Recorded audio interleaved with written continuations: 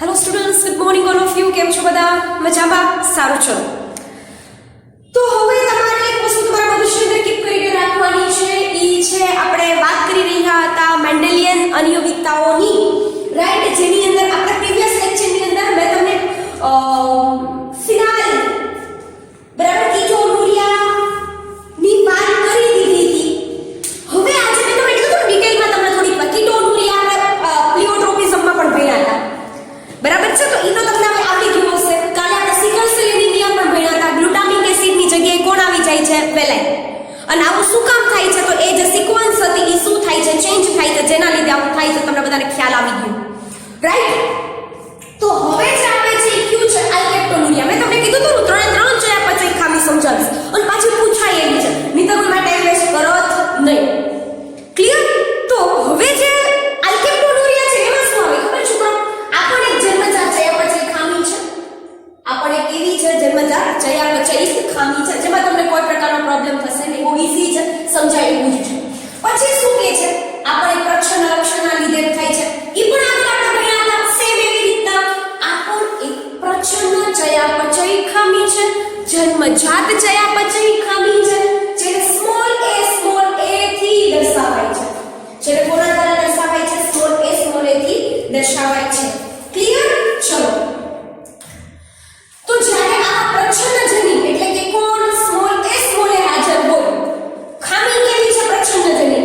જેને આપણે કેનાથી દર્શાવ્યા? સ્મોલ a થી દર્શાવ્યા. તો કે જ્યારે આ સ્મોલ a વાળા જનીનો હાજર હોય ત્યારે ઉત્સેચક કયો આવતો તો?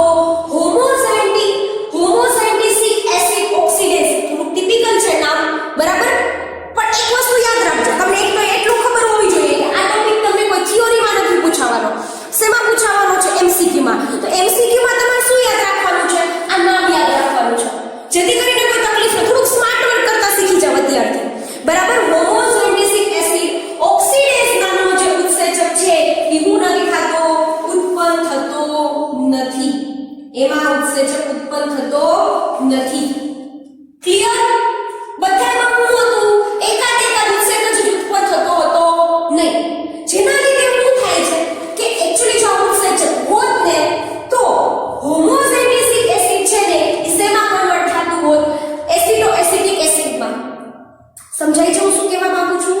જ્યારે હોમોઝાઇગોટિક એસિડ ઓક્સિડેઝ નામનો ઉત્સેચક છે એ વ્યવસ્થિત રીતે કામ કરતો હોત તો હોમોઝાઇગોટિક એસિડ છે ઇઝ કન્વર્ટેડ ઇન્ટુ હોમોએસિટિક એસિડમાં કન્વર્ટ થઈ જાય.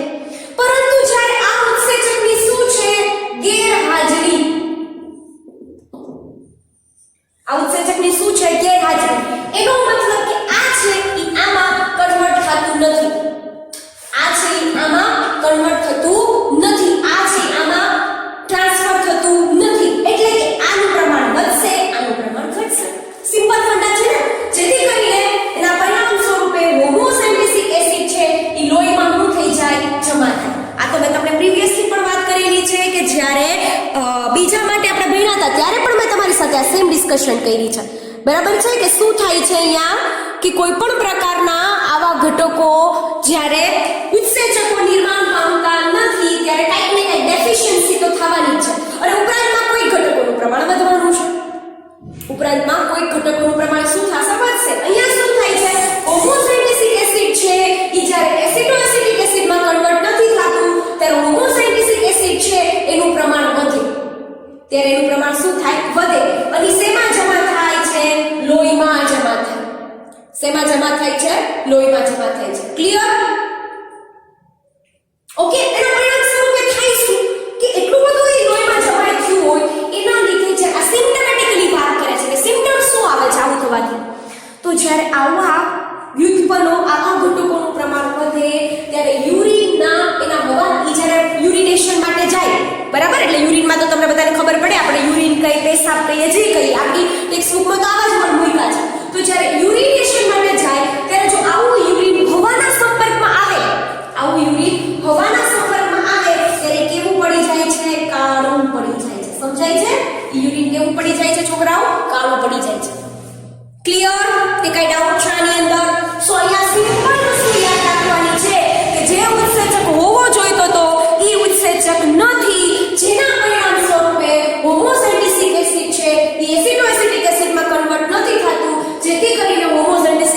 પ્રમાણ શું થાય? વધે.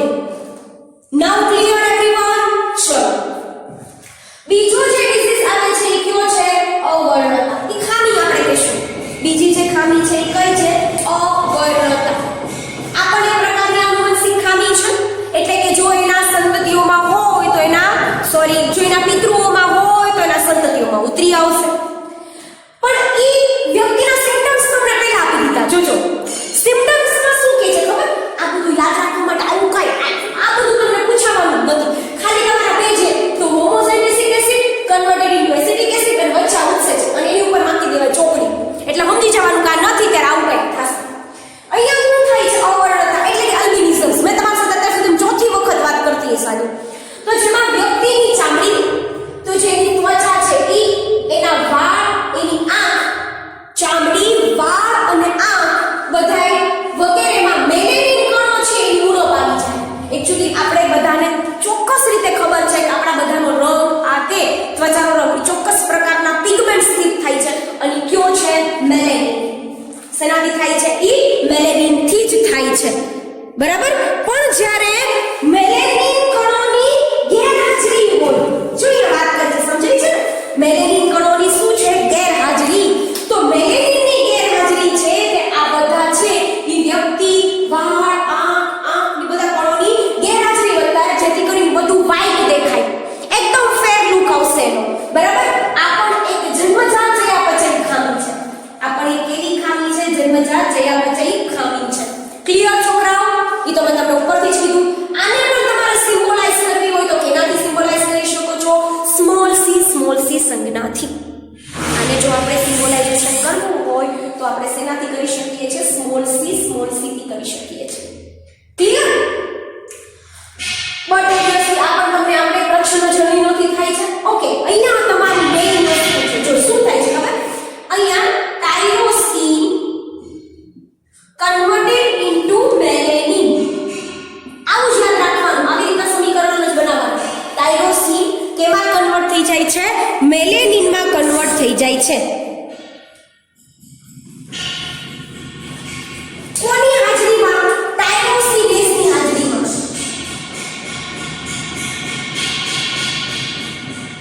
કોની હાજરીમાં? ટાયરોસિનેઝની હાજરીમાં.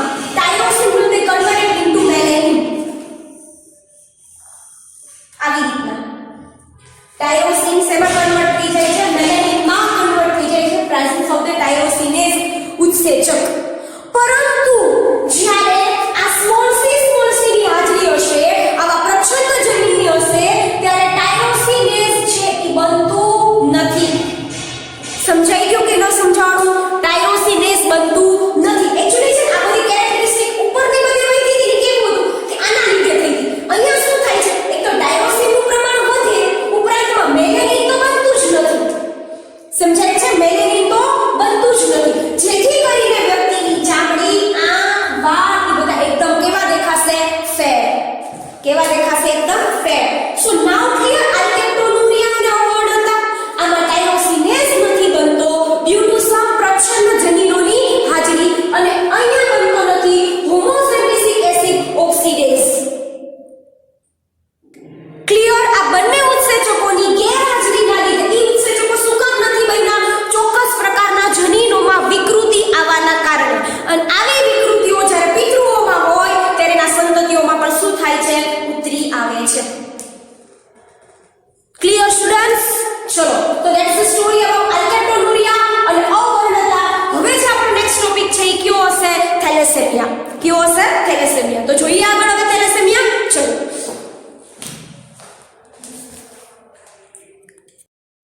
સારું છોકરાઓ, જો એક તો આપણે સમજવાનું છે, ઓલરેડી આપણે એક ડિઝીઝ તો ભણી ગયા છે. ઓલરેડી આપણે બે ડિઝીઝ ભણી ગયા, એક નહીં બે ભણી ગયા ને, આલ્કેપ્ટોનુરિયા અને બીજું ભણી ગયા અવર્ણતા. બરાબર છે? તો હવે જે આપણે વાત કરવાના છે એને ઈ કયો છે? થેલેસેમિયા. હવે જે આપણે વાત કરવાના છે એ કયો છે? થેલેસેમિયા. તમારે થોડું ધ્યાન રાખવાનું છે. આ એક દૈહિક સંલગ્ન પ્રચ્છન્ન જનીનથી લગતો રોગ છે. કેટલા વર્ડ સામે એવા જો. દૈહિક સંલગ્ન કેવો રોગ છે? દૈહિક સંલગ્ન રોગ છે. કેવો રોગ છે? દૈહિક સંલગ્ન રોગ છે. બરાબર? બીજું છે પ્રચ્છન્ન જનીનથી થતો હોય એવો. ઈ હવે તમને ખબર પડી ગઈ. આગળ ઘણા એવા હતા કે લિંગ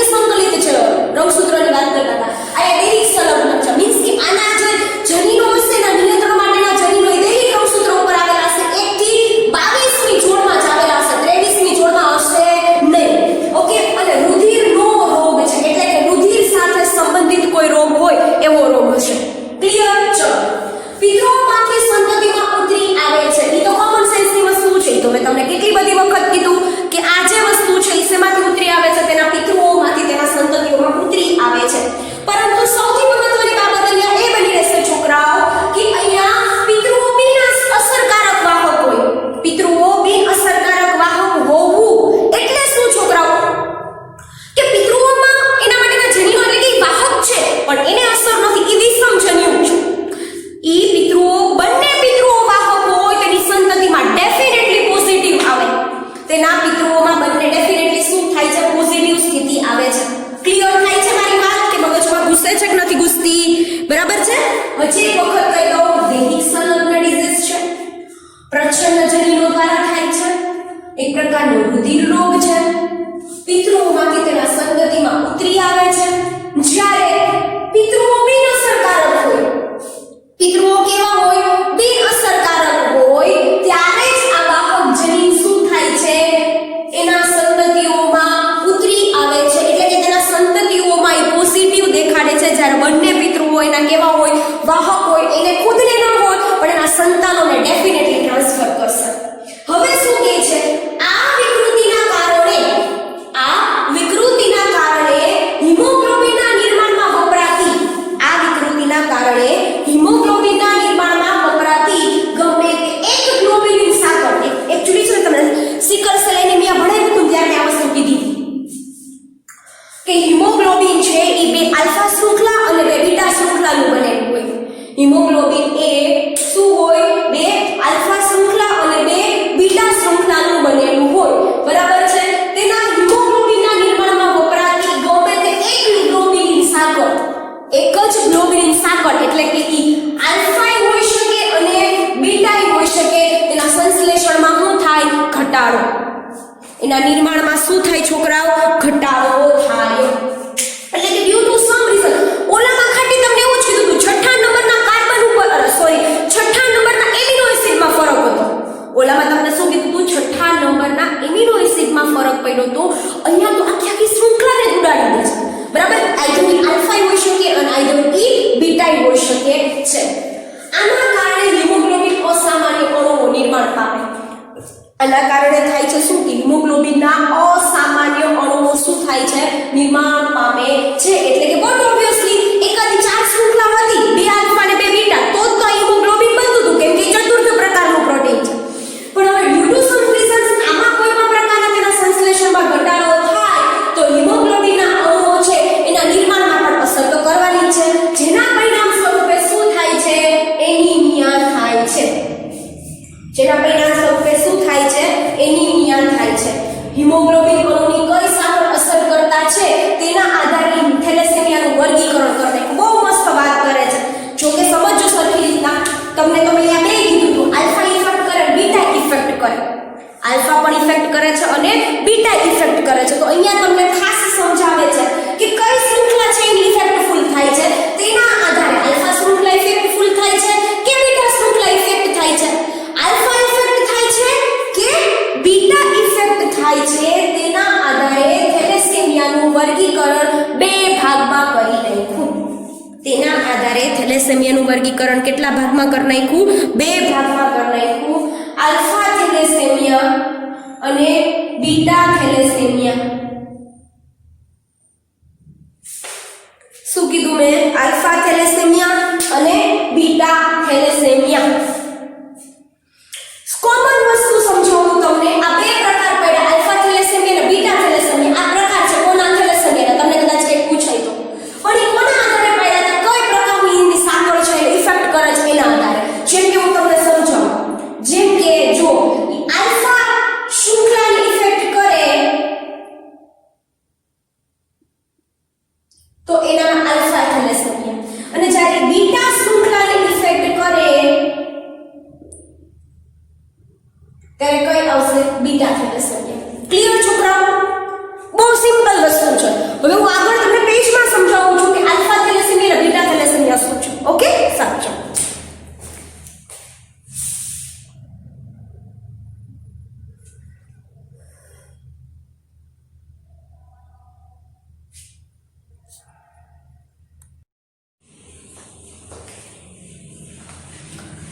hello students, good morning all of you. કેમ છો બધા?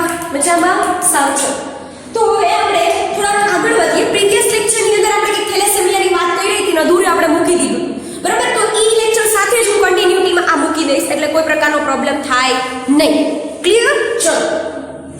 તો તમે યાદ કરો તો થેલેસેમિયાની અંદર મેં તમને શું કીધું હતું કે કોઈ પણ પ્રકારનું થેલેસેમિયા છે ભાઈ, બરાબર, એની અંદર યાદ રાખવાનું છે કે ઈ થેલેસેમિયાની અંદર શું થાય છે તો કે જે હિમોગ્લોબિનની શૃંખલા છે આલ્ફા અને બીટા એના સંશ્લેષણમાં શું થાય છે પ્રોબ્લેમ થાય છે આલ્ફા અને બીટાના સંશ્લેષણમાં શું થાય છે છોકરાઓ મીન્સ કે નાખવું પ્રોબ્લેમ થાય છે જેથી કરીને એક આખી એનેમિક કન્ડિશન જનરેટ થાય જેથી કરીને કેવી કન્ડિશન જનરેટ થાય છે એનિમિયાની કન્ડિશન જનરેટ થાય છે તો ઈ કઈ શૃંખલાની ઇફેક્ટ કર્યું છે એની ઉપર આધાર રાખતું તો આપણે બે પ્રકાર પાડ્યા હતા આલ્ફા થેલેસેમિયા અને બીટા થેલેસેમિયા આપણે કેટલા પ્રકાર પાડ્યા હતા બે પ્રકાર પાડ્યા હતા આલ્ફા થેલેસેમિયા અને beta thalassaemia so right now we are talking about that ઈ જે આલ્ફા થેલેસેમિયા અને બીટા થેલેસેમિયાનો જે પ્રકાર પાડ્યા છે ઈ કોના બેઝિસ ઉપર પાડ્યા છે બરાબર ઈ કોના આધારે એના પ્રકાર પાડ્યા છે એની વાત આપણે કરવા જઈ રહ્યા છીએ ઓકે ટુ બી કન્ટિન્યુટી માં જ આવશે આમાં બીજું કઈ નવીન નથી ચલો આલ્ફા થેલેસેમિયામાં આલ્ફા ગ્લોબ્યુલિન સાંકળનું ઉત્પાદન અસર કરતા છે બે પ્રકારના થેલેસેમિયા આવ્યા હતા આલ્ફા અને બીટા તો જે આલ્ફા થેલેસેમિયા છે અહીંયા ખાસ યાદ રાખજો ઈ કોને ઇફેક્ટ કરે છે આલ્ફા ગ્લોબિનને કોને ઇફેક્ટ કરે છે આલ્ફા ગ્લોબિનને ઇફેક્ટ કરે છે એટલે આલ્ફા શૃંખલાને ઇફેક્ટ કરતું હોય સિમ્પલ બીટા થેલેસેમિયા હશે તો બીટા શૃંખલાને ઇફેક્ટ કરતું હશે તો જો જ્યારે બીટા થેલેસેમિયા બીટા ગ્લોબિનને સાંકળતું છે સિમ્પલ વસ્તુ છે ને સમજાય એવું જ છે ને એમાં કઈ નવું મગજમાં ઘૂસતું નથી ને એવું કઈ ડાઉટ જેવું તમને નહીં થતું હોય આલ્ફા થેલેસેમિયા આલ્ફા શૃંખલાને ઇફેક્ટ કરે બીટા થેલેસેમિયા બીટા શૃંખલાને અસર કરે એ કોને અસર કરે છે બીટા શૃંખલાને અસર કરે ક્લિયર ચલો આલ્ફા થેલેસેમિયા એ બે નજીક હવે જો તમને બેનું એક્સપ્લેનેશન આપશે વન બાય વન તમને શું કરશે બેનું એક્સપ્લેનેશન આપશે પહેલા આલ્ફાનું આપશે પછી બીટાનું આપશે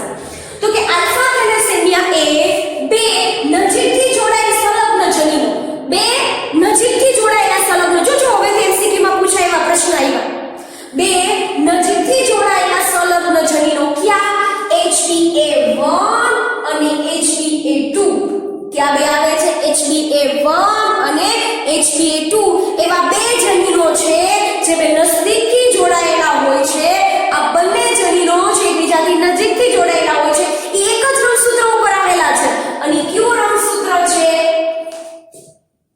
16મા નંબરનું રંગસૂત્ર પિતૃઓના કેટલામા નંબરના રંગસૂત્ર ઉપર આવેલું છે તે 16મા નંબરના રંગસૂત્ર ઉપર આવેલું હોય છે ભૂલ ન કરતા આલ્ફા થેલેસેમિયા આલ્ફા શૃંખલાની ઇફેક્ટ કરે ઈ જે શૃંખલા છે આલ્ફાની બરાબર એમાં HbA1 અને HbA2 એવા બે જનીનો છે જે એકબીજાને નજદીક આવેલા હોય છે જે એક જ રંગસૂત્ર ઉપર જોજો એક્ચ્યુઅલી તમે શરૂઆત કરી હતી થેલેસેમિયા આગળ જો એમાં લખ્યું છે કે આલ્ફા થેલેસેમિયા ખાલી થેલેસેમિયા છે ઈ દૈહિક સંલગ્ન છે એટલે દૈહિક રંગસૂત્ર ઉપર ઇફેક્ટ કરે છે એટલા માટે અહીંયા કીધું 16મા નંબરના રંગસૂત્ર ઉપર એટલા માટે અહીંયા કયો રંગસૂત્ર કીધો 16મા નંબરના રંગસૂત્ર ઉપર વાત કરી અને તેના દ્વારા નિયંત્રિત હોય છે 16મા નંબરના રંગસૂત્ર ઉપર આવેલો હોય તેના ઉપર જનીનો આવેલા હોય એના દ્વારા જ આ પ્રક્રિયા શું હોય છે નિયંત્રિત હોય છે ક્લિયર ચલો હવે શું કહે છે એક કે ચાર જનીનમાંથી વધારે જનીનોમાં એકમાં બેમાં ત્રણમાં ચાર કે તેથી વધુ જનીન એક કે ચાર જનીનમાંથી વધુ જનીનોમાં શું આવે છે વિકૃતિ થવાના કારણે આલ્ફા થેલેસેમિયા થાય છે જે આ જનીનોનું નિયંત્રણ કરતા હતા એમાં વાત કરે છે જો કોઈ પણ કારણસર આમાં કોઈ પણ પ્રકારની ખામીઓ આવી તો એમાં શું આવે છે વિકૃતિ થાય છે શું થાય છે તેની અંદર વિકૃતિ થાય છે અને ડ્યુ ટુ ધીસ વિકૃતિ આ વિકૃતિના પરિણામ સ્વરૂપે સ્ટુડન્ટ શું થાય છે આલ્ફા થેલેસેમિયા થાય છે જેમ વધુ જનીનો અસર કરતા જેમ જો અહીંયા ઉપર શું વાત કરી હતી 1 થી 4 જનીનોમાંથી વધુમાં વધુ જનીનો એટલે કે જો કેમ ખબર પડી આલ્ફા થેલેસેમિયા છે એ કેટલું ઇફેક્ટફુલ છે અથવા એની કઈ આલ્ફા શૃંખલાની આલ્ફા ગ્લોબ્યુલિન શૃંખલા છે એ કેટલી ઓછી છે શું છે તો જેટલા વધારે જનીન વિકૃત તમને આના રિલેટેડ કોઈ એમસીક્યુ આવી શકે તમને આના રિલેટેડ કોઈ એમસીક્યુ આડો હોડો ઊંધો જીતો પૂછાઈ શકે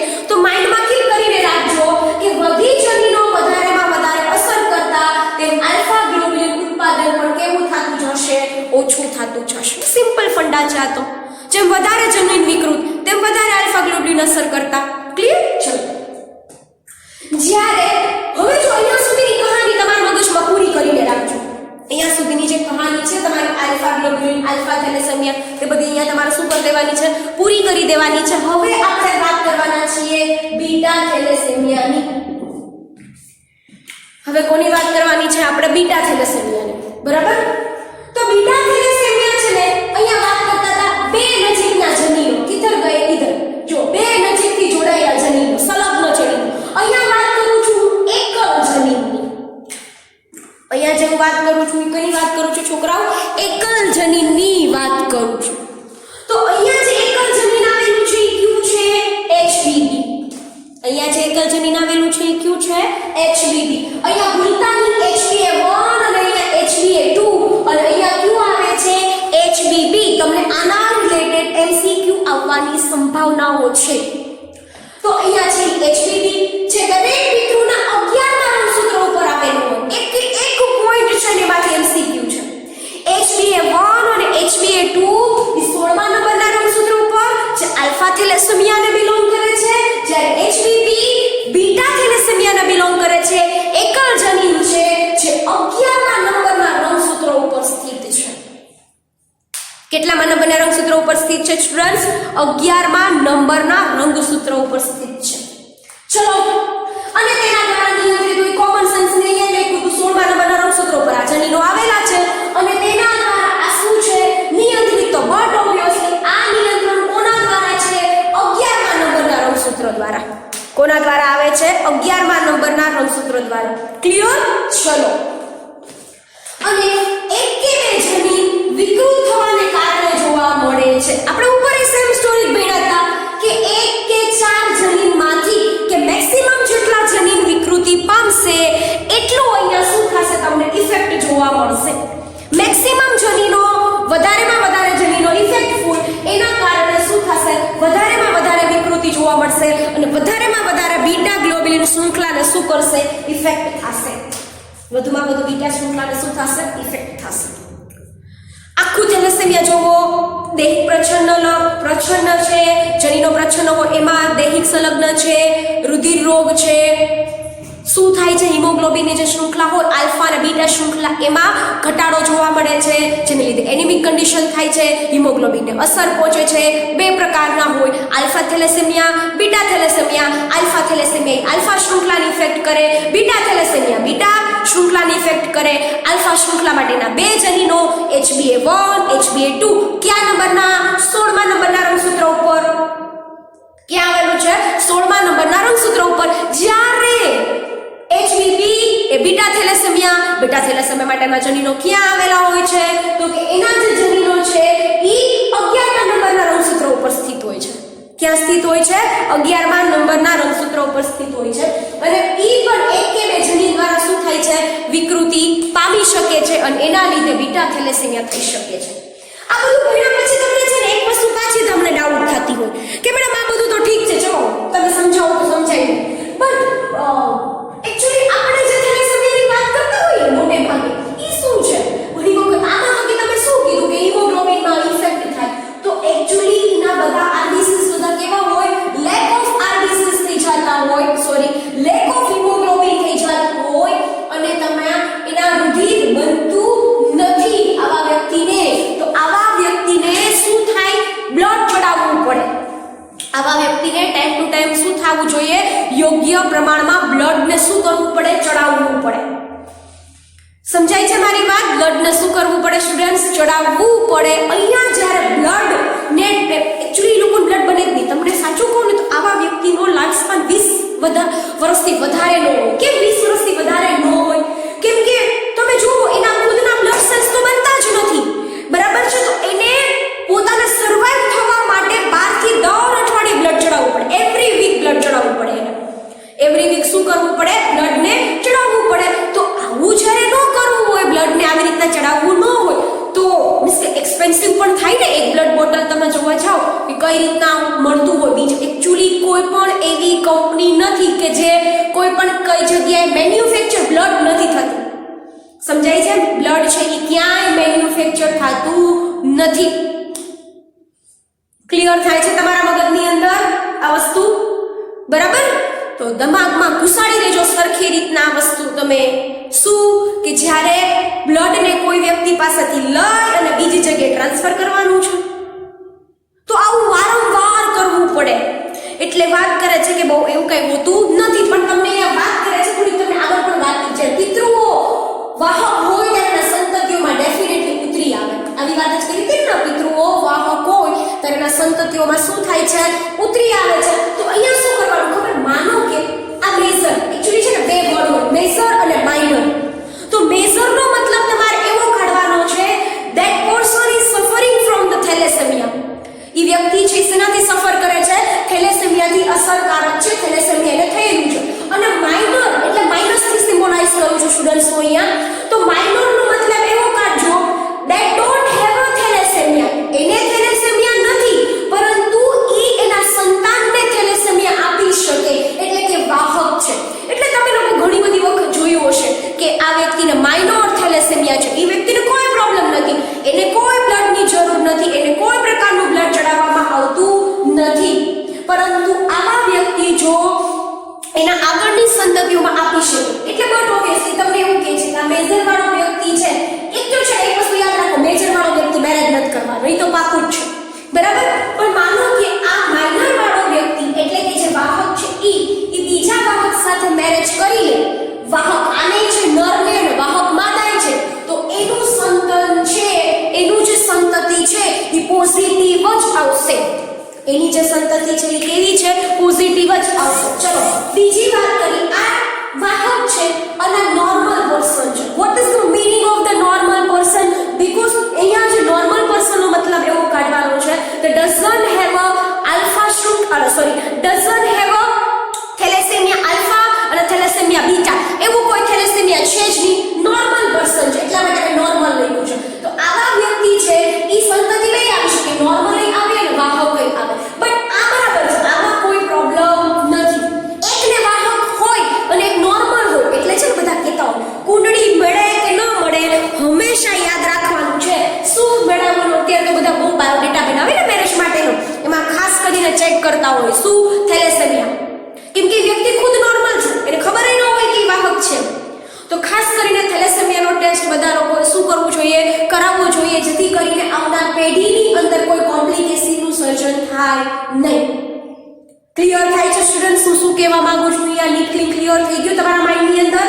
ચલો હવે થોડીક વાત આપણે આગળ કરીએ. તો મેં છે ને એક્ચ્યુઅલી મારે પહેલા જ કેવું જોયું હતું, પણ ખબર નહીં મારા માઇન્ડની અંદર બ્લડનું એનું આવ્યું એટલે મેં તમને આ વાત ન કરી. બટ આપણી ટેક્સ્ટબુકમાં જ્યારે ટોપિક પૂરો થઈ પછી એક વાત કરે છે, એક પ્રક્રિયા છે ગુણાત્મક પ્રક્રિયા અને એક પ્રક્રિયા છે માત્રાત્મક પ્રક્રિયા.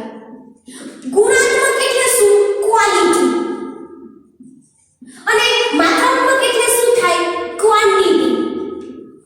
અહીંયા એક હશે સિકલ સેલ એનિમિયા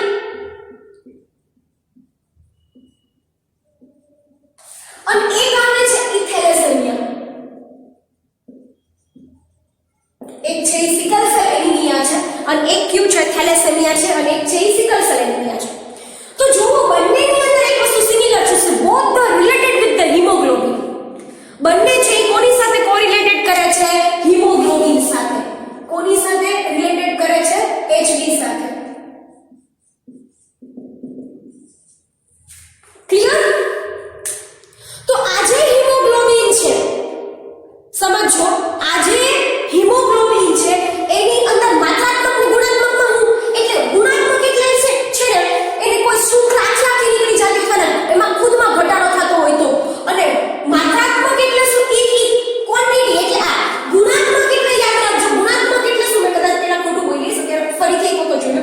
ગુણાત્મક એટલે શું થાય? આપણે ન કહીએ કે કોક વ્યક્તિની આદત હોય વસ્તુ જાજી લેવાની, પણ ગમે એવી છે, ચાલે ગમે એ ક્વોલિટીમાં હોય. ઘણા લોકોને બ્રાન્ડેડ વસ્તુ ગમે, ભલે ઓછી હોય પણ બ્રાન્ડેડ હોય, બરાબર. તો અમુક છે ગુણાત્મક એટલે કે એની ક્વોલિટી કેવી છે, એટલે કે જો હિમોગ્લોબિન બને તો છે પણ એમાં કઈ ખામીવાળું હિમોગ્લોબિન બને તો એ ગુણાત્મકની વાત થાય. અને માત્રાત્મક એટલે શું થાય કે હિમોગ્લોબિન બને છે અને બનતું જ નથી.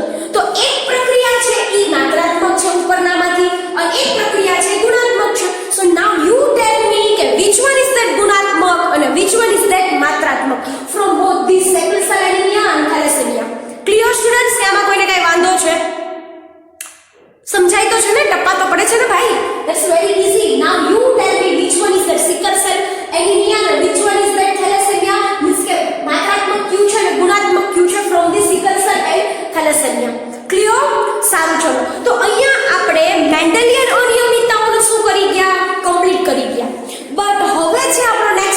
હશે એ રંગસૂત્રીય અનિયમિતતાઓ હશે. હવે જે હશે એ કઈ હશે? રંગસૂત્રીય અનિયમિતતાઓ. જઈએ આપણે હવે એમાં. ચલો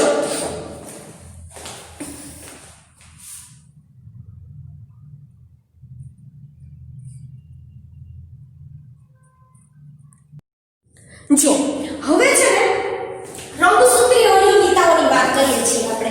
હવે આપણે કોની વાત કરીએ છીએ? રંગસૂત્રીય અનિયમિતતા. કોની વાત કરવાના છે? રંગસૂત્રીય અનિયમિતતા.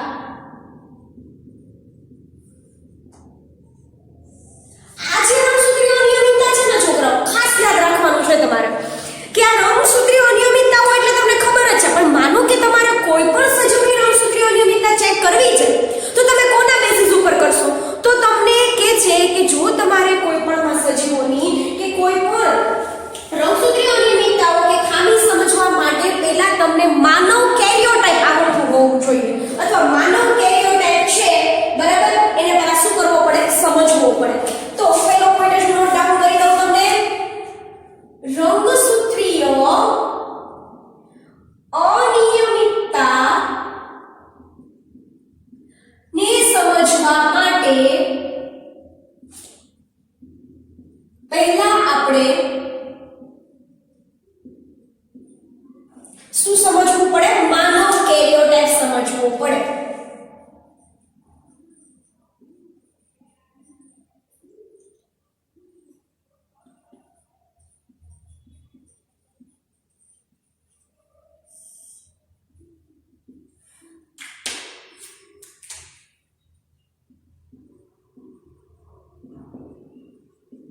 શું સમજવું પડે? આપણે પહેલા સૌથી પહેલા માનવ કેરિયોટાઇપને સમજવું પડે.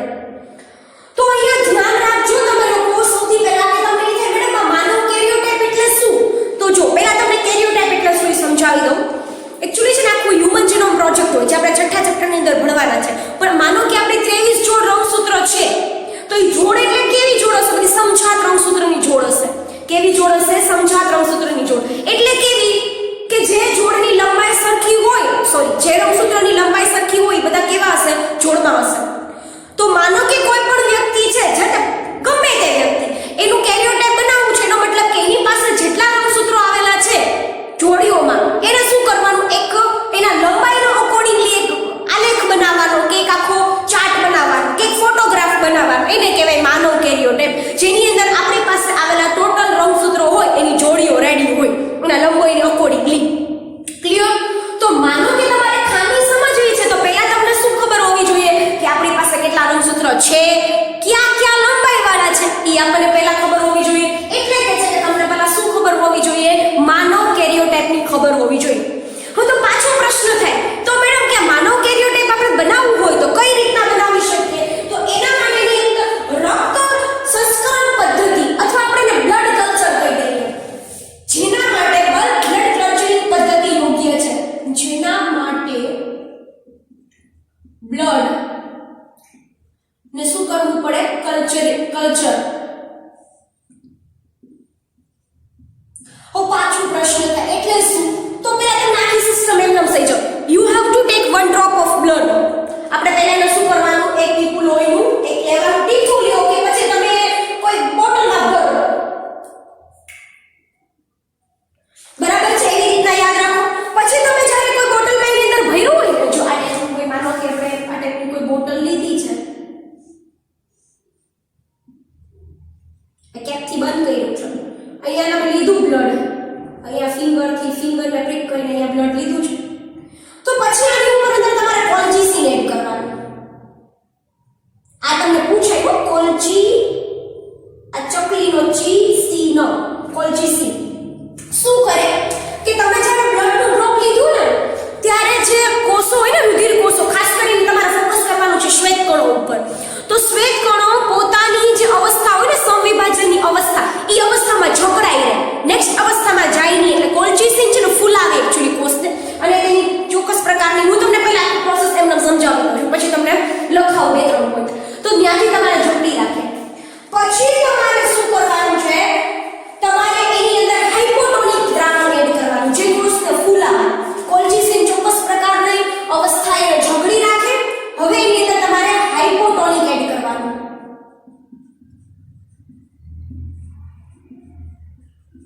હવે તમારી અંદર શું કરવાનું? હાઇપોટોનિક ઉમેરવાનું. આ જે હાઇપોટોનિક છે ને છોકરાઓ, બરાબર છે, ઈ તમે જ્યારે ઉમેરી દો ત્યારે તમારે શું કરવાનું છે? આ હાઇપોટોનિકને ઉમેર્યા પછી એની એક સ્ફિયર બનાવવાનું છે. એને તમારે માનો આ ટાઈપની કોઈ બ્લડની સ્લાઇડ લીધી, અહીંયા એક ડ્રોપ મૂકી દો બ્લડનું, અને બીજી સ્લાઇડ લો, એનાથી પછી આખું સ્પ્રેડ કરો, એટલે અહીંયા તમારું આખું સ્ફિયર રેડી થઈ જશે, બ્લડ સ્ફિયર. અને પછી સ્ટેન કરો, અને પછી તમે જ્યારે માઇક્રોસ્કોપમાં જો, હું આખું માઇક્રોસ્કોપ અહીંયા ડ્રો નથી કરતી, પણ તમને એટલી ખબર પડે ને, આવો વ્યૂ તમને દેખાશે. ચોક્કસ પ્રકારે જે ભાજના અવસ્થામાં તમને રંગસૂત્ર ચોક્કસ પ્રકારે દેખાય, તો તમારે એનો એ ફોટોગ્રાફ લઈ લેવાનો. અહીંયાથી શું કરી લેવાનો? એનો આખો ફોટોગ્રાફ લઈ લેવાનો. શું કરવાનું? તમારે આખો એનો એક ફોટોગ્રાફ લઈ લેવાનો. જ્યારે તમે આવો કોઈ ફોટોગ્રાફી કરશો એટલે તમને ચોક્કસ પ્રકારના રંગસૂત્રો દેખાશે. ભાઈ આવી રીતના ચોક્કસ પ્રકારના રંગસૂત્રો શું થાય છે? અહીંયા દેખાય છે. આ જે રંગસૂત્રો છે ને સ્ટુડન્ટ, ફોટોગ્રાફી લીધા પછી તમારે એને કટ કરવાના, અને કટ કર્યા પછી પાછા જોજો. અહીંયા પાછું એક ગ્રાફ કે જે પેપર લીધું, માનો કે આ ટોટલ એ જોડીઓમાં તો નહીં જોઈ ત્યારે, બરાબર, તો આડા પણ તમારે લંબાઈને અકોર્ડિંગલી શું કરવાના? એને ગોઠવી દેવાના. અને એક આ જોડી બની, પછી એક આ ટાઈપની બનશે. તમને ખબર જ છે બધા અલગ અલગ પ્રકારના હશે, બરાબર. તો એક ટોટલ અહીંયા જોડીઓ બનશે, બરાબર. આ થઈ ગયું તમારું હ્યુમન કેરિયોટાઇપ બનાવવાની રીત. આ તમારી કઈ રીત થઈ ગઈ? હ્યુમન કેરિયોટાઇપ બનાવવાની શું થઈ ગઈ? એક પ્રકારની રીત થઈ ગઈ. ટપ્પા તો પડે છે કે ભાઈ ઓપરેશન કે બાષ્પીભવન લખવાની તમારી રીતે જ લખજો. હું આમાં લખાવાની નથી, બરાબર ને? હાલે ને તમે લખી શકો ને. બ્લડ કલ્ચરિંગ પદ્ધતિમાં you have to take the first blood તમે કોઈ બોટલમાં લીધું, પછી તમે એની અંદર કોલ્ચિસિન ઉમેરો છો. આ જે કોલ્ચિસિન છે સ્ટુડન્ટ્સ, બરાબર છે, ઈ કોલ્ચિસિન એડ કર્યા શું કામ કરો છો? કારણ પણ પૂછાય તમને, કારણ કદાચ તો યાદ રાખવાનું, કોલ્ચિસિન એડ કરવાનું એકમાત્ર કારણ ઈ જ છે કે તમે આ એડ કર્યા પછી જે અવસ્થા સંવિભાજનની હશે એ અવસ્થા ઝઘડી રાખશે. પછી તમે આમાં હાઇપોટોનિક ઉમેરો. હાઇપોટોનિક કોષને ફૂલાવે. હાઇપોટોનિક શું કરે? કોષને ફૂલાવે. પછી તમે એમાંથી એક ડ્રોપ બ્લડ લ્યો, સ્મિયર બનાવો. આફ્ટર ધ સ્ટેનિંગ તમે જો અહીંયા તમારે લેવાનું છે એક જ મિનિટ છોકરા, શ્વેત કોષ, શ્વેત કણો. એટલે કે અહીંયા વાત કરું છું WBCS ની. કોની વાત કરું છું? અહીંયા WBC ની. અહીંયા મેં લીધા, અહીંયા મેં શું કર્યું? એક ઇમેજ જે મને મળી, ફોટોગ્રાફ, એનો ફોટોગ્રાફ લીધો. આ શું છે? એનો ફોટોગ્રાફ. અને તમારે લખવું ન હોય તો મસ્ત ચાર્ટ ડ્રો કરી નાખજો. આ ફોટોગ્રાફને તમે પછી કર્યા પછી રંગસૂત્રને શું કરવાના? કટ કરવાના, અને બીજા એક ચાર્ટની અંદર જોડીઓ બનાવવાની. હવે જોજો તમને કઈ રીતના ખામી ખબર પડશે. તમને એટલી તો ખબર છે કે તમારી પાસે ટોટલ 46 અને 23 પેર છે. ચલો હવે તમને રંગસૂત્રની ખામી ખબર પડી તો તમે બધાય ગોઠવી દીધા ને, પછી એક રંગસૂત્ર વધ્યું. એનો મતલબ કે 46 ની બદલે કેટલા થયા? 47. તો ન ખબર પડી તમને આમાં? એક્ચ્યુઅલી 46 થવા જોઈતા હતા, અને થયા 44. તો તમને ન ખબર પડી આમાં ખામી આવી એમ? સમજાય છે હું શું કહેવા માંગુ છું? આમ તમે કોઈ પણ પ્રકારનો કેરિયોટાઇપ બનાવીને રંગસૂત્રની અનિયમિતતા છે તેનો શું કરી શકો છો? અભ્યાસ કરી શકો છો. ઓકે, સો હવે આપણે આ બાજુ વધીએ. એકાદા તમારી ટેક્સ્ટબુકની અંદર ટોટલ 3 પ્રકારની અનિયમિતતાઓને રજૂ કરી છે. કેટલી અનિયમિતતાઓ છે? ટોટલ 3 પ્રકારની અનિયમિતતાઓ. એની અંદર આવે છે ડાઉન સિન્ડ્રોમ. કઈ આવે છે? Down syndrome. પછી આવે છે ટર્નર સિન્ડ્રોમ, અને પછી આવે છે ક્લાઇનફેલ્ટર સિન્ડ્રોમ. ગુજરાત બોર્ડમાં ગયા વર્ષે અને એને આગલા વર્ષે 2 માર્કની અંદર ડાઉન સિન્ડ્રોમ પૂછાયેલો છે. ખાલી 2 થી 3 એની કેરેક્ટરિસ્ટિક 1 માર્ક 21 ની લખ્યું હોય તો અડધો માર્ક, અને ટ્રાઇઝોમી લખ્યું કે 47 લખ્યું હોય અડધો માર્ક. આમ ટોટલ અમને મેં પેપર ચેક કર્યા છે એટલે મને ખબર છે. આન્સર કી પ્રમાણે ચેક કરવાનું હોય તો અડધો માર્ક આનો, અડધો માર્ક આનો, અને 1 માર્ક આનો. આમ ટોટલ કેટલા માર્ક થયા તમારા? 2 માર્ક થયા. ગમે એ કેરેક્ટરિસ્ટિક લખો ને ભાઈ આમાંથી. સમજાય છે? આમાંથી તમે ગમે એ કેરેક્ટરિસ્ટિક લખો, કાંઈ બહુ મોટો ફરક પડવાનો નથી. જાઓ હવે હું આની અંદર ડિટેલમાં છોકરાઓ. ચલો, તો પેલો છે ડાઉન સિન્ડ્રોમ. બહુ સરખી રીતે જો એક્ચ્યુઅલી છે ને તમને નાની નાની બાબતો આપણી NCERT માં નથી આપી, તો હું NCERT ને અત્યારે જેટલું જોતું હોય ને એટલું મળશે. કેમ કે બાર બોડી કોને કહેવાય, જનીન થેરાપી વાળું આખું જે છે ને મેં કાંઈ નથી સમજાયું તમને, બહુ આવે બ્રિજિસનો પ્રયોગ ને એના સ્ટુડન્ટ્સનો પ્રયોગ ને ઘણું બધું આવે, જનીન સંતુલિત થિયોરી, પણ એ બધી વસ્તુ હું તમને બાર બોડી શું બધું સમજાવીશ. પણ જ્યારે આપણે કોઈ દિવસ નીટના લેક્ચર લેશું ને ત્યારે બી ઓનેસ્ટલી, અત્યારે તો મારું ફોકસ ખાલી એવો છે કે એનસીઆરટી તો કરીએ, બરાબર, તમે લોકો જાતે જાતે એમસીક્યુ સોલ્વ કરતા રહેજો એટલે કોઈ પ્રકારનો પ્રોબ્લેમ થાય નહીં. ચલો, ડાઉન સિન્ડ્રોમ તમને પૂછશે રંગસૂત્રીય અનિયમિતતા એટલે શું અને એકાદી સમજાવો તો આ લખી નાખવાની, બાકીની બે આવવાની જ છે પણ એ રસ્તામાં છે, બરાબર. તો આ ખામી 21મી જોડીના રંગસૂત્રમાં થાય એટલે તો એ તો ખબર પડી ગઈ કે લિંગ સંકલિત રંગસૂત્રમાં થતી નથી. તો તમને આવું પૂછે તો રંગસૂત્રીય અનિયમિતતાઓ એટલે શું, કેટલા રંગસૂત્રીય અનિયમિતતાઓ એનસીઆરટીમાં જોવા મળી છે અને એમાંથી દૈહિક રંગસૂત્રને લાગુ પડતી હોય એવી કઈ તો કઈ આવશે, ડાઉન સિન્ડ્રોમ. લિંગ સંકલિત વાળી પાછળ આવશે. તો 21મી જોડીના રંગસૂત્રમાં ટ્રાઇઝોમી થાય. જો આખા રંગસૂત્રની વાત નથી કરતા, એવું નથી કહેતા 46 ને બદલે 47 જ થાય છે, આખું જ છે, બરાબર. પણ પર્ટિક્યુલરલી વાત કરે છે 21 માં આવી કઈ કન્ડિશન હોય, માનો કે આપણે ધારી લઈએ એ છે એ આવી કન્ડિશન એના કરતા ટ્રિપલ એ થઈ જશે. મારી વાતમાં ટપા પડે છે ને ભાઈ, એવી કન્ડિશન થઈ જશે કે 46 ની બદલે ટ્રાય. જો કેટલા મેં તમને કીધું, મેં તમને અમુક વસ્તુ નથી સમજાવી, તો ઈ રંગસૂત્રીયો સંખ્યાકીય અનિયમિતતાઓ અને રચનાકીય અનિયમિતતાઓ. સંખ્યાકીય અનિયમિતતાઓ આવે ને, બરાબર, ત્યાં તમારે આવે મોનોઝોમી, ટ્રાઇઝોમી, નલિઝોમી, ટેટ્રાઝોમી. ટ્રાઇઝોમી એટલે શું થાય, 3. ડબલની બદલે કેવા થઈ જાય, ટ્રિપલ. ડબલની બદલે કેવા થઈ જાય, ટ્રિપલ, તો ટ્રાઇઝોમી થઈ જાય છે. ટેટ્રાઝોમી એટલે શું થાય, 4. નલિઝોમી એટલે શું થાય, 0. સમજાય છે? સો આવી રીતના. પણ અહીંયા ડાઉન સિન્ડ્રોમ છે ને 21મી જોડીના રંગસૂત્રોમાં થાય, ટ્રાઇઝોમી થવાથી થાય, બે રંગસૂત્રને બદલે 3 થઈ જાય અને ટોટલ રંગસૂત્ર કેટલા થઈ જાય, 47 રંગસૂત્ર. ટોટલ રંગસૂત્ર કેટલા થઈ જાય છે, અહીંયા 47 રંગસૂત્ર થઈ જાય છે. ના ક્લિયર આટલી વસ્તુ? ઓકે, ચલો લક્ષણોમાં આગળ વધીએ. તો લક્ષણોમાં કે છે કે ઠીંગણું કદ એટલે કે એની હાઇટેડ બહુ હશે ન, એકદમ તમારા વામ ઓને ડ્વાફિઝમ વાળા ડ્વાફ હશે, મોટું માથું, કદ નાનું પણ માથું કેવું હશે, મોટું હશે. ગરદન કેવી હશે, ટૂંકી. એની ગરદન કેવી હશે છોકરાઓ, ટૂંકી ગરદન હશે. ચપટો ગોળ ચહેરો, એક તો માથું મોટું અને ચપટો ગોળ ચહેરો. જો આમ એક વ્યક્તિના બનાવો ને પિક્ચર તમારા મગજમાં, પોતાની ગજવની વ્યક્તિ કેવો લાગતો હશે, બરાબર.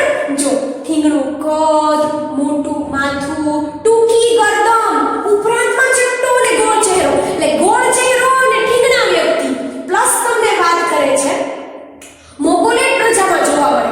એક્ચ્યુઅલી તમને અહીંયા થોડું કેમ થાય આવડી શું, પણ તમે લોકો ખબર છે પહેલાના જમાનામાં પ્રજા આવતી હતી, ઓલી આ સંસ્કૃતિ, હડપ્પા સંસ્કૃતિ, આવી પ્રજાન, સિંધી પ્રજાન, આ પ્રજાન.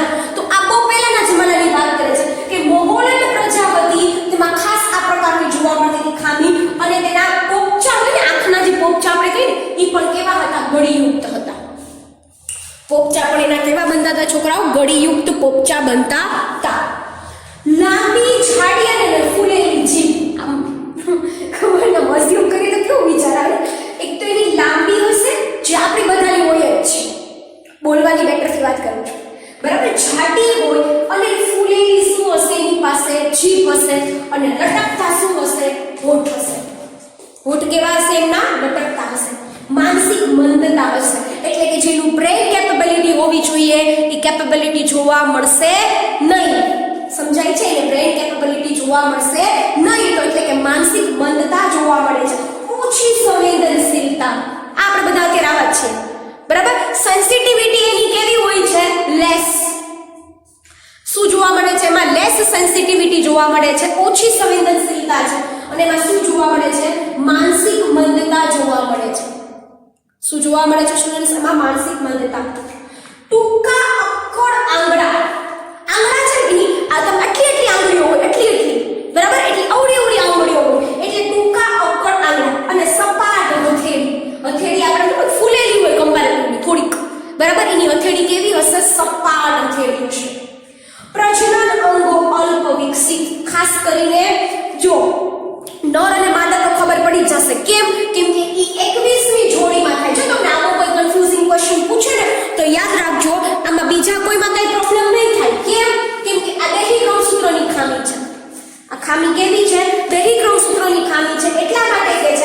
પ્રજનન અંગો કેવા છે એના અલ્પ વિકસિત છે, એટલે આ સજીવ થશે કેવો વ્યંધ્ય વ્યક્તિ, એટલે આ વ્યક્તિ થશે કેવો વ્યંધ્ય થશે, કેમ કે એના પ્રજનન અંગો એટલે એ તો ખબર પડી જશે કઈ નર હશે કઈ માદા હશે, કેમ કે લિંગ તો વાંધો પડશે જ નહીં આમાં, કેમ કે લિંગ સંકલિત જો રંગસૂત્રમાં પ્રોબ્લેમ થાત તો અને માત્ર તો જ શું થવાનું હતું ભાઈ, ખામીઓ સર્જાતી, લિંગ પ્રોપરલી ખબર ન પડે કે ઈ નર છે કે માદા છે, we can not identify that, બરાબર. પણ અહીંયા એવી કોઈ વાત જ નથી કરતા, અહીંયા તમને એવી કોઈ વાત કરતા નથી, અહીંયા તમને લિંગ સંકલિત વાત નથી કરતા, દૈહિક રંગસૂત્રમાં વાત કરે છે. પણ પ્રજનન માનો કે માદા હશે તો અંડપિંડ અલ્પ વિકસિત હશે અને નર હશે તો શુક્રપિંડ અલ્પ વિકસિત હશે. હવે જે શુક્રકોષો અંડકોષો બનાવવાના છે એ અંગો જ પ્રોપરલી કામ નથી કરતા તો વ્યંધ્ય વ્યક્તિ જ થશે ને, ઈ નવી કોઈ જનરેશનને જન્મ આપવા માટે કેપેબલ બનશે નહીં.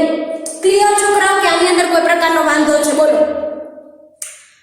છે ને એકદમ ઈઝી કે ભાઈ કે આમાં તમને બીજી વાર 21મી જોડી ની રંગસૂત્રમાં ટ્રાઇઝોમી થાય, રંગસૂત્રના 3 બની જાય, એક્ચ્યુઅલી 47 થઈ જાય, ઠીંગણું કદ, મોટું માથું, ટૂંકી ગરદન, ગોળ ચહેરો, મોકોલેટર જેમાં જોવા મળે, ગળીયુક્ત એના પોપચા હોય, લાંબી અને જાડી ફૂલેલી શું જોવા મળે, જીભ જોવા મળે, લટકતા શું હોય એના હોઠ હોય, માનસિક મંદ વ્યક્તિ હોય, ઓછી સંવેદનશીલતા જોવા મળે, ટૂંકા અક્કડ આંગળા હોય, સપાટી કેવી હશે એની, સપાટ હથેળી હશે, પ્રજનન અંગો અલ્પ વિકસિત હશે ને વ્યંધ્ય વ્યક્તિ હશે. તો આખું થેલેસેમિયા ક્લિયર કરજો. આ જો પાછો થોડોક લેક્ચર એની અંદર ઇન્વોલ્વ કરી દઉં છું એટલે તમને સિક્વન્સ મેન્ટેન રહે. કાલના લેક્ચરની અંદર થોડું વચ્ચેથી બ્રેક થયું હતું બીકોઝ ઓફ ધેટ સ્પીડ એટલી વધી ગઈ, બરાબર, એટલે કે ઓડિયો કે આવ્યો જ નહોતો એટલે મેં એટલો થોડો કટ કરી નાખ્યો હતો, એટલે આજના લેક્ચર સાથે મર્જ કરી દઉં છું. તમે લોકો સિક્વન્સ મેન્ટેન કરીને રાખજો, એમાં કાંઈ વાંધો નથી. પછી તમારે રંગસૂત્રીય અનિયમિતતાઓ આટલું ડ્રો કરી નાખશો પ્રોપર, આ ખીચડી નથી કરવાની, તમારે પ્રોપરલી આપવાનું છે આખું, બરાબર. અને અહીંયા મેં મૂકી દીધો તમારો કયો સિન્ડ્રોમ, ડાઉન સિન્ડ્રોમ. તો હવે આપણે પાછો એક લેક્ચર લેશું, હજી 2 સિન્ડ્રોમ સાથે મળશું, ટર્નર સિન્ડ્રોમ અને ક્લાઇનફેલ્ટર સિન્ડ્રોમ. કયા 2 સિન્ડ્રોમ? ટર્નર સિન્ડ્રોમ અને ક્લાઇનફેલ્ટર સિન્ડ્રોમ. ક્લિયર? સારું, ચલો, થેન્ક યુ.